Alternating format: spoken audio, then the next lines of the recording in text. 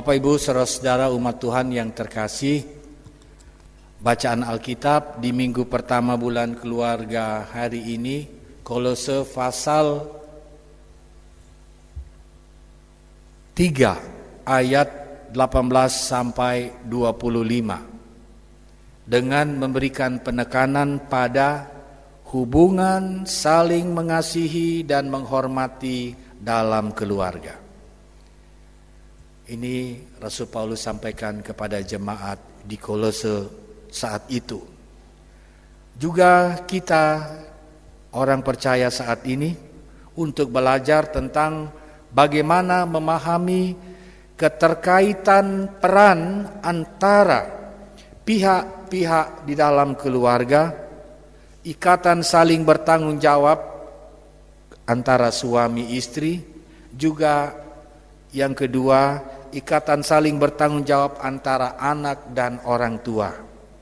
Kalau bacaan kita ditambah lagi mengatakan, hai bapak-bapak jangan sakiti hati anak-anakmu supaya mereka jangan tawar hati. Kita dapat lagi menambahkan, hai ibu-ibu janganlah sakiti hati anak-anakmu sehingga mereka tidak tawar hati.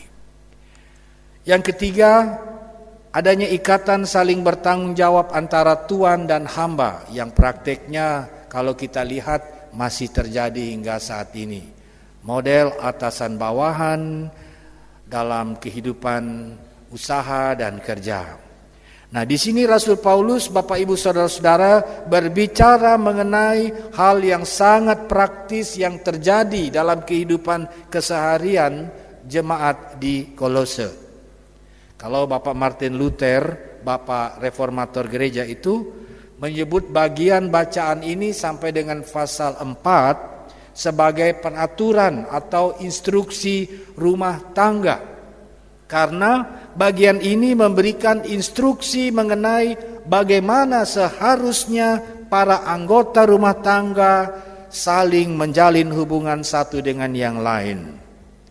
Rumah tangga kita tahu adalah area ikatan sosial yang paling penting, yang kuat.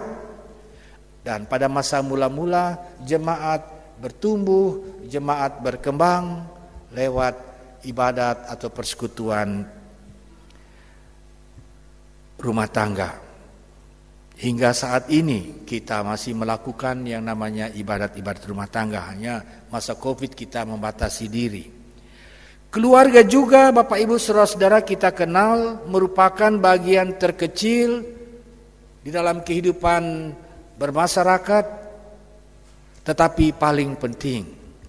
Yang sebagaimana kita ketahui, keluarga pertama di dunia ini dibentuk oleh Allah sendiri atas inisiatif Allah sebagai pencipta yang agung, membentuk keluarga Adam sebagai suami dan Hawa sebagai istri, sekaligus juga ibu dari anak-anak Kain dan Habel.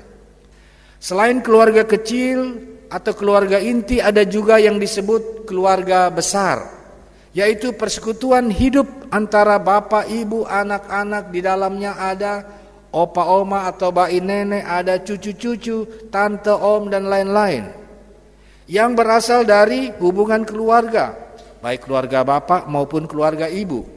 Kalau di beberapa daerah kita dapati bagaimana hubungan kekeluargaan dia terus berkembang, menetap di satu lahan yang telah diberikan oleh pemberi istri, lama-lama berkembang menjadi satu kampung yang besar dalam ikatan kawin mawin itu. Nah, selanjutnya Bapak Ibu Saudara-saudara, kita juga mengenal atau dikenal adanya keluarga Kristen. Sama seperti sekarang kita mengenal ini sebagai keluarga Kristen, yaitu persekutuan hidup orang-orang percaya. Persekutuan hidup di dalamnya ada bapak, ibu, anak-anak yang telah percaya dan menerima Yesus sebagai Tuhan dan Juru Selamat secara pribadi. Jadi itu melampaui garis keturunan, melampaui hubungan darah. Nah, mereka diikat kuat oleh kasih, mereka sama-sama percaya kepada Yesus dan mau meneladani hidup ajaran Yesus sehari-hari. Jadi pendek kata betapa penting yang namanya keluarga sebagai tempat bertumbuh di dalam segala hal. Baik keluarga kecil di rumah tangga, dalam persekutuan yang lebih besar lagi, dalam kehidupan yang kita kenal keluarga Kristen. Nah, kekasih Tuhan, keutuhan keluarga atau rumah tangga tentu merupakan dambaan setiap orang. Tidak ada seorang pun yang menginginkan adanya kehancuran dalam kehidupan sebagai keluarga atau rumah tangga yang dia sudah bangun sedemikian rupa. Kalau kita bandingkan membangun gedung bertingkat dengan membangun keluarga misalnya, akan boleh dibilang akan lebih sulit untuk membangun keluarga. Kalau membangun gedung, kita tinggal menyatukan bahan material yang kita siapkan dengan anggaran yang ada, lalu disesuaikan dengan gambar yang diinginkan, kita kerjakan, jadilah bangunan yang indah sebagaimana diharapkan. Kalau membangun keluarga agak beda, karena menyatukan dua pribadi yaitu laki-laki dan perempuan yang berbeda karakter, yang punya pikiran yang berbeda, kehendak dan keinginan yang berbeda, juga sikap, sifat dan perilaku masing-masing di mana mereka dibentuk. Dan ini bukan hal mudah untuk mencapai yang namanya pengertian, kebersamaan, kedamaian, terlebih didasari oleh kehendak Tuhan. Nah, di sini tentu membutuhkan adanya cinta atau kasih yang sejati sebagai dasar utama di dalam membangun dan menjalankan keutuhan keluarga. Kalau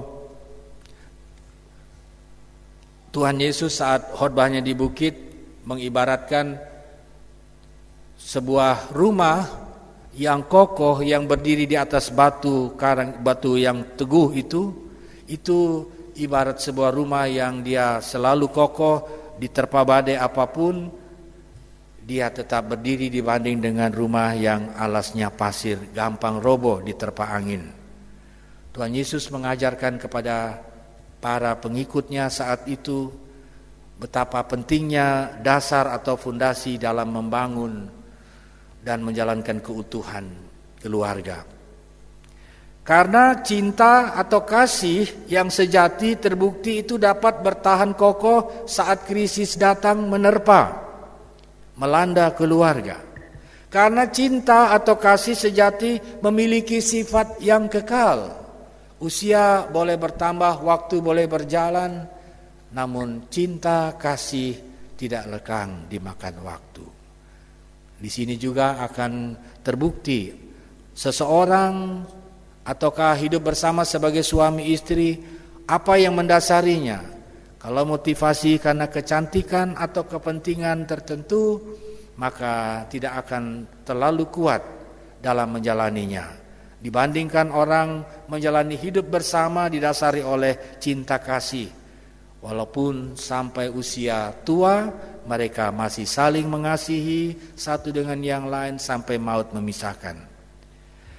Sebaliknya, keluarga yang tanpa cinta kasih yang sejati akan merusak elemen atau bagian-bagian penting dalam hubungan antar sesama dan anggota keluarga. Nah, hanya cinta atau kasih sejati sebagai orang percaya kita amini membuat istri tunduk kepada suami dan suami mengasihi istri. Juga anak-anak menaati orang tua juga menghargai anak-anak, dan seluruh anggota keluarga tunduk dan mengasihi Allah. Dengan kata lain, cinta atau kasih yang sejati akan membuat setiap anggota keluarga memainkan peranan dengan baik dan benar, seturut dengan kehendak Allah. Dan cinta kasih itu adalah kasih Allah. Biasa di dalam pernikahan kita mengaminkan bahwa dua orang disatukan oleh Tuhan di dalam ikatan kasih, bahkan sampai maut memisahkan. Dan yaitu kasih Kristus mempelai agung bagi jemaatnya. Dan kasih Kristus juga semestinya menjadi andalan, menjadi dasar kehidupan rumah tangga. Ya memang tidak disangkali Bapak Ibu Saudara-saudara, kalau kita ikuti hampir setiap hari terdengar berita di media sosial, juga di berbagai tulisan tentang adanya permasalahan di dalam kehidupan rumah tangga. Bahkan perceraian, kekerasan dalam rumah tangga terjadi juga di tengah kehidupan rumah tangga Kristen atau keluarga Kristen. Termasuk perselingkuhan hingga pembunuhan antar sesama anggota keluarga terjadi di antara orang-orang yang percaya atau rumah tangga Kristen. Dan fenomena ini sedang menjelaskan bahwa krisis sedang dialami oleh keluarga bukan masalah yang dianggap sepele, tetapi masalah yang sangat serius dan mengancam siapapun termasuk kita, di mana setiap orang diajak untuk melihat atau meninjau kembali ke dalam keluarga masing-masing dalam perjalanan hidup, apakah setiap orang atau anggota keluarga sudah melakukan perannya masing-masing dengan baik atau tidak. Kalau Rasul Paulus mengingatkan supaya jemaat di Kolose kembali mengingat apa yang Tuhan Yesus ajarkan kepada mereka, terutama hubungan suami istri di tengah permasalahan yang mereka hadapi, di mana kota Kolose juga kota perdagangan, di mana banyak orang ada di sana, juga ada banyak kepercayaan di sana, banyak ajaran-ajaran di sana yang dapat mengaburkan iman mereka. Kalau kita saat ini, tantangan yang kita hadapi berbeda, tetapi tetap saja menjadi tugas kita untuk kembali melihat peran kita masing-masing. Apakah kita melakukan dengan baik dan benar atau tidak? Apakah sebagai bapa dalam keluarga kita berperan sebagai kepala rumah tangga yang mengasihi istrinya di dalam Tuhan atau tidak? Juga apakah istri berperan sebagai penolong yang tunduk kepada suaminya di dalam Tuhan? Dan apakah anak-anak berperan menaati dan menghormati orang tuanya di dalam Tuhan? Di sini muncul persoalannya, Bapak Ibu Saudara-saudara. Kekasih Tuhan, rendahnya kesadaran akan makna dalam membangun sebuah keluarga atau peran dalam keluarga tidak berjalan sebagaimana seharusnya sangat atau telah mempengaruhi perilaku yang mengakibatkan terjadinya penurunan rasa hormat kepada pernikahan atau perkawinan di antara suami istri. Padahal pernikahan atau perkawinan itu merupakan hal yang kudus di mata Tuhan. Sebab pernikahan itu adalah berasal dari ide dan kehendak Allah sendiri.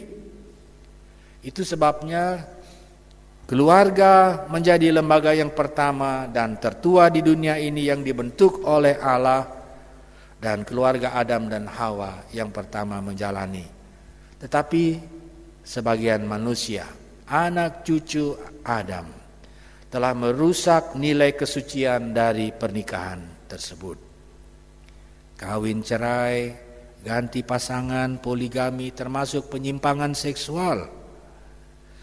Bukankah perbuatan semacam itu menjelaskan bahwa rasa hormat terhadap pernikahan telah dilanggar oleh dosa dan nafsu manusia yang tidak takut dan tidak hormat akan Allah?